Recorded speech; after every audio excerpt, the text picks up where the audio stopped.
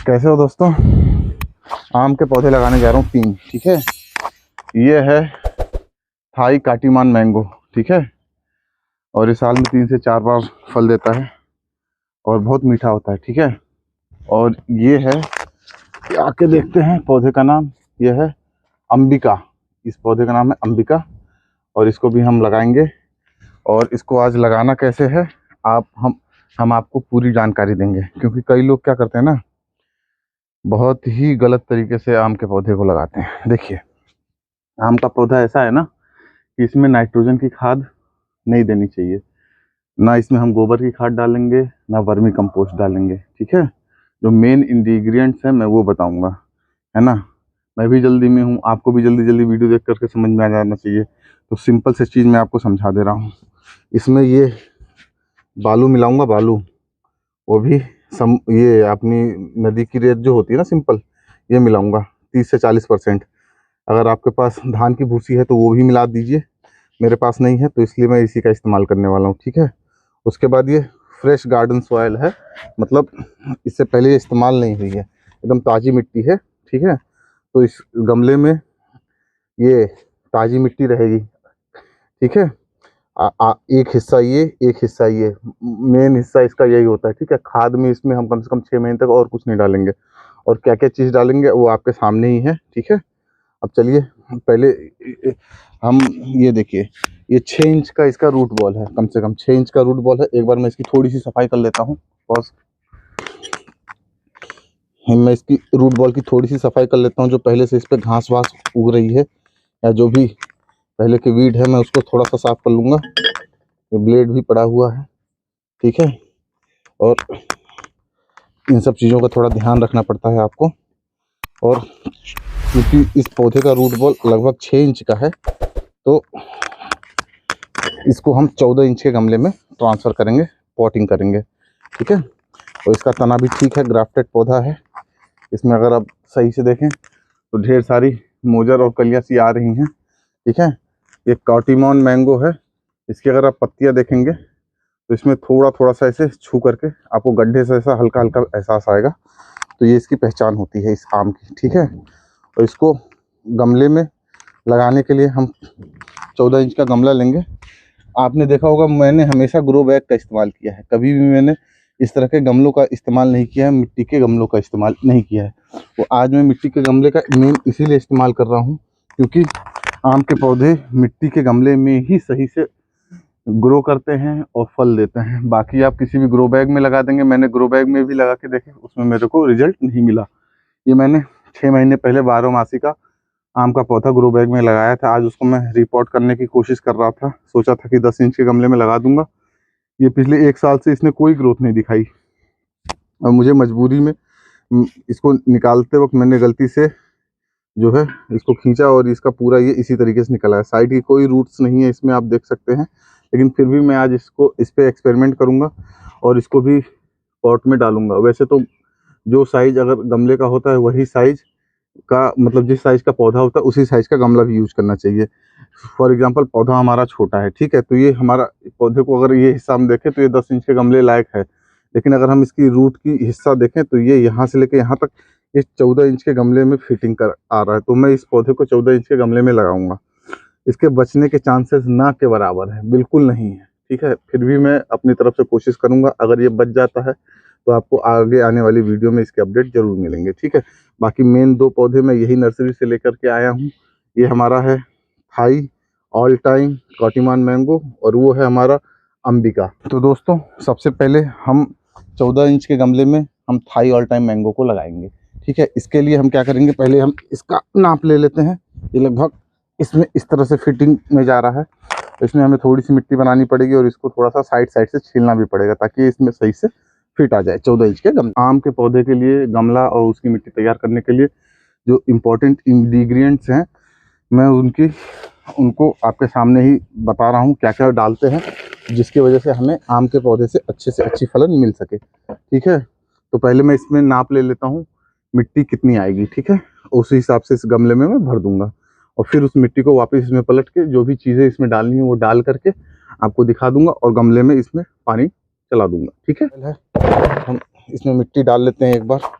और उतनी ही रेत भी डालेंगे। ये देखिए, इन दोनों का रेशियो बराबर रखना है हमको, मिट्टी और रेत का।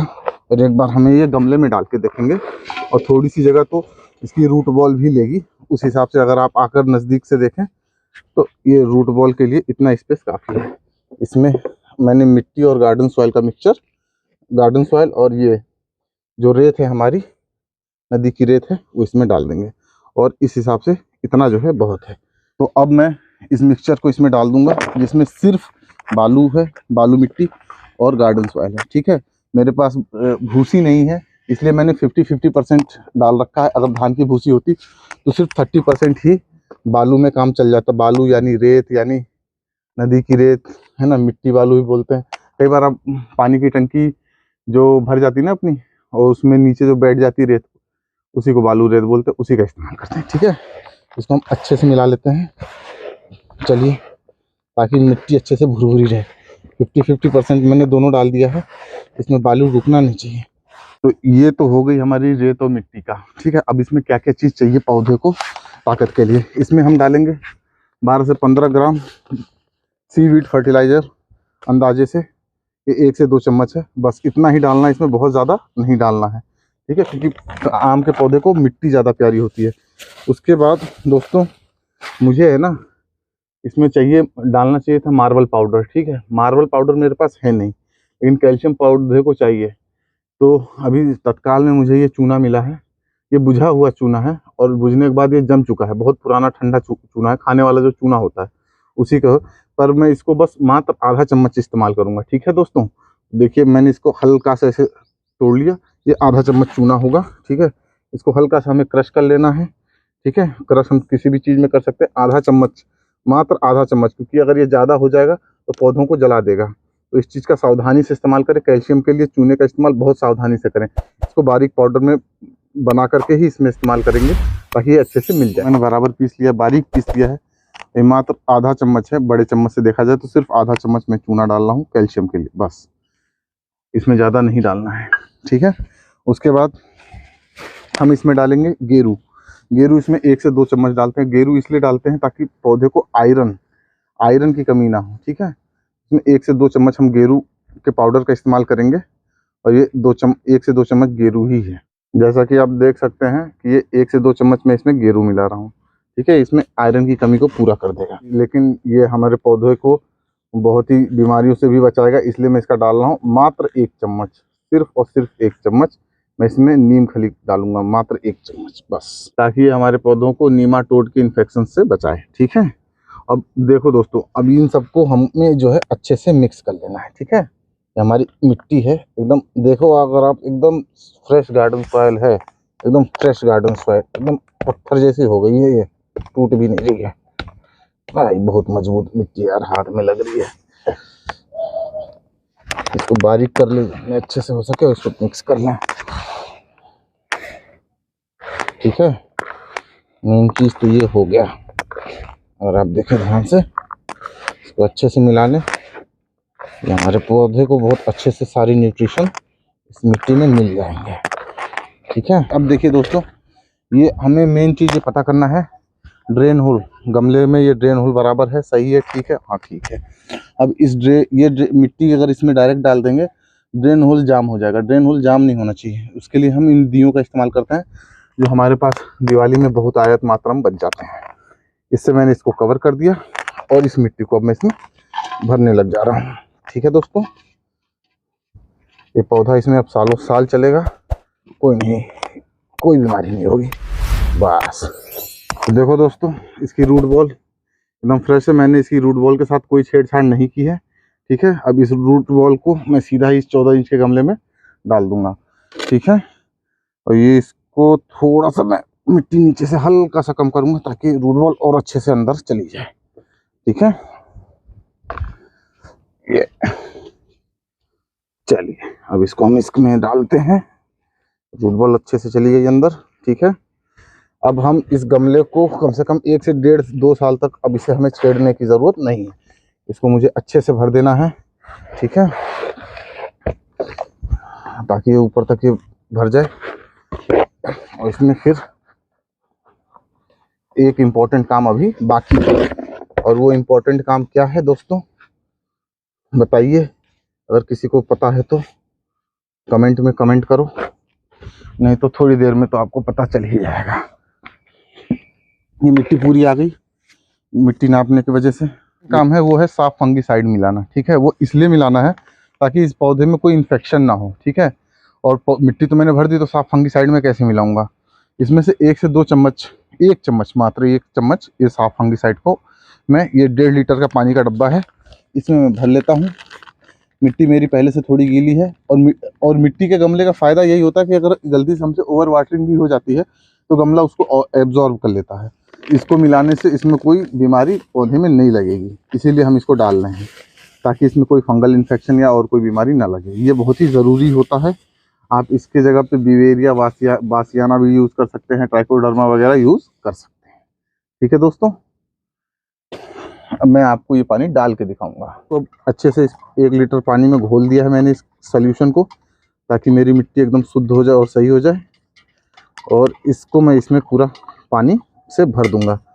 और हमें तब पता तभी सही, ये आपको मैंने कितनी बार बताया, कई बार मैंने बता रखा है, हमें कैसे पता चलेगा कि हमारी गमले की मिट्टी सही बनी है कि नहीं। वो वैसे पता चलेगा कि अगर हम इसमें पानी डालते हैं, पानी जमना नहीं चाहिए, इकट्ठा नहीं होना चाहिए, पानी पूरा निकल जाना चाहिए, तो गमला की मिट्टी तैयार सही हुई है इसका मतलब। तो हम डाल के देखते हैं पानी, और देखिए दोस्तों, पानी इसमें डालते ही पानी गायब हो रहा है।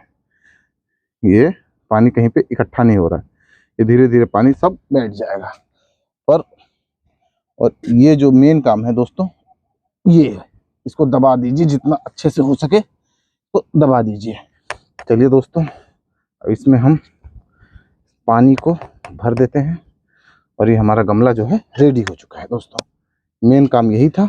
देखिए इसमें हमने जब जैसे पानी डाला था ना, सारा पानी जा चुका था। फिर से हम इसको पानी से भर देते हैं। अब इससे क्या होगा ना दोस्तों, पानी जो है गमले की मिट्टी के कण कण तक पहुंच जाएगा। अब इसमें एक चीज़ का दोस्तों, आम के पौधे में पानी ज़्यादा नहीं डालना चाहिए, पानी नहीं मांगता आम का पौधा ज़्यादा, ठीक है। तो अब मैं इसमें पानी सीधा अगले हफ्ते डालूंगा, ठीक है। आम के पौधे में पानी हल्का हल्का ही डालना चाहिए। और जैसा कि आप लोग देख रहे हैं, मैंने मिट्टी अच्छे से ठोक दी है, बालू वगैरह अच्छे से मिला दिया है, और धीरे धीरे ये पानी गायब हो जाएगा। जैसा कि आप दोस्तों देख सकते हैं, पानी इसका फटाफट सूखने ही लग गया है। मतलब ऐसा नहीं है कि हफ्ते हफ्ते तक पानी इसमें लगा हो, क्योंकि पानी अगर इसमें लगा रहेगा तो ये चीज़ें सड़ जाएंगी। देखिए मिट्टी बनाई थी सही, अच्छे से ठुकाई करने की वजह से पानी धीरे धीरे जा रहा है, पर जा रहा है। देखिए धीरे धीरे इसको कहीं से कुछ मिल गया है, पानी को रास्ता अपना ढूंढ लिया है, पानी सूख रहा है करके। देखिए तो अच्छे से चला देते हैं, ठीक है दोस्तों। वीडियो कैसी लगी, चैनल को लाइक शेयर सब्सक्राइब करना है तो कर ही डालना। Bye, take care.